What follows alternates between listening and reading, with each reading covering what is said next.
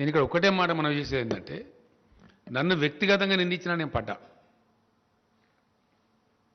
ఇదే రాష్ట్ర బీజేపీ అధ్యక్షుడు చాలా చిల్లరగా, చాలా నీచంగా, చాలా దారుణంగా కేసీఆర్ను జైలుకు పంపిస్తాం, మా వ్యూహం మాకుంది, మా జాతీయ అధ్యక్షుడు చెప్పిండు నాకు అని బహిరంగ ప్రకటనలు చేసిండు. అయినా మేము కేర్ చేయలే, ఏనుగోంగా ఎన్ని కుక్కలు మరుగుతాయి అనుకుని. నన్ను జైలుకు పంపిస్తావాను? బలుపా? అహంకారమా? ఏం కళ్ళు నెత్తికొచ్చినాయా? ఎవరితో మాట్లాడుతున్నావు నువ్వు? ఇంత అహంకారం ఏంది నాకు అర్థం కాదు.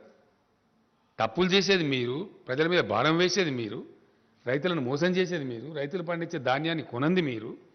మీ అసమర్థతను, మీ తెలివి తక్కువతనాన్ని, మీకు పరిపాలించలేని శక్తి లేనితనాన్ని ఇలా రాష్ట్రాల మీద రుద్ది రాష్ట్రాల ముఖ్యమంత్రులను జైలు పంపుతావాను? ముడతావా కేసీఆర్ను?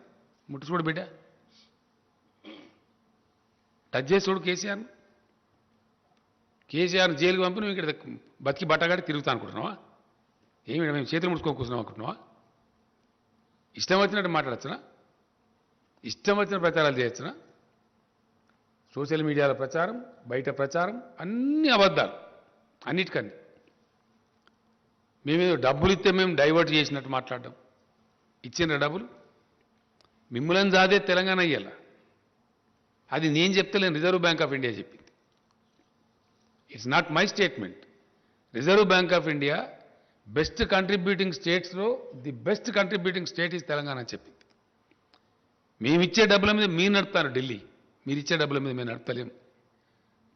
మొత్తం మీద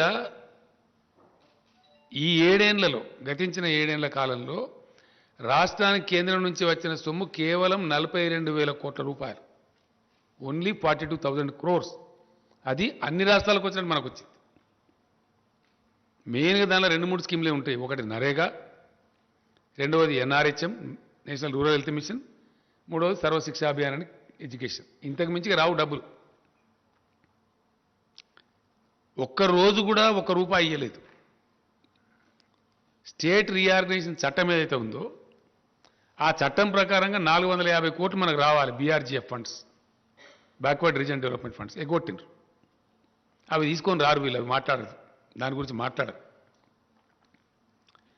మంత్రుల మీద, ముఖ్యమంత్రి మీద పెద్దంతరం చిన్నంతరం లేకుండా కళ్ళు నెత్తికెక్కి ఎంత పడితే అంత మాట్లాడి,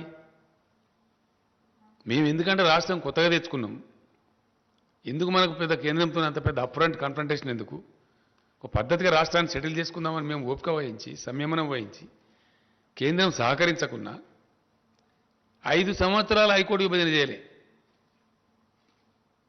ఎందుకు చేయలేదు నేను అడుగుతా ఉన్నా? ఏం కారణం చేసి చేయలేదు? మీది అసమర్థ ప్రభుత్వం కాదా?